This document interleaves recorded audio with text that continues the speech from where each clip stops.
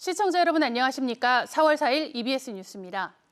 지난해 치러진 문이과 통합수능에서 인문계열 수험생은 좋은 점수를 받기 어려웠습니다.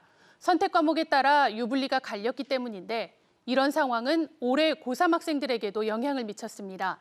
상대적으로 높은 점수를 받는 미적분 과목 선택 비율이 늘었습니다. 금창호 기자입니다. 지난해 수능 수학에서 미적분을 골라 만점을 받은 수험생은 표준 점수 147점을 받을 수 있었습니다. 그러나 이 영역에서 확률과 통계를 골랐다면 최고점은 3점 더 낮습니다. 등급별 과목 분포도 미적분이 유리했습니다. 1등급 가운데 확률과 통계를 고른 수험생은 5.8%에 그친 반면 미적분 선택 학생은 87.3%로 대부분을 차지했습니다. 주로 확률과 통계를 고르는 문과생이 입시에 불리하다는 사실이 확인된 겁니다. 결국 올해 고3 학생들 선택 과목을 바꿨습니다. 서울 중등진학지도연구회가 지난달 학력평가를 치른 학교 25곳을 조사했더니 미적분을 고른 학생 비율이 지난해 9월에 비해 7.5%포인트 늘었습니다. 반면 확률과 통계의 선택 비율은 줄었습니다.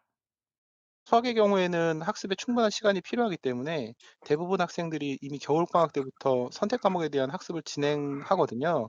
이런 점을 고려해 볼 때 3월 학력평가에서 나타난 과목 간 비율은 수능에서도 비슷할 것으로 예상됩니다. 국어 영역에도 변화가 있었습니다. 언어와 매체를 고른 학생이 크게 는 겁니다. 지난해 수능 국어에선 언어와 매체의 최고점이 화법과 작문 최고점보다 2점 높았습니다. 이처럼 특정 과목 쏠림 현상이 발생하고 인문계열 희망 학생이 불리하다는 신호가 계속 나오면서 올해는 수시에서부터 교차 지원이 더 활발해질 거란 분석도 나옵니다.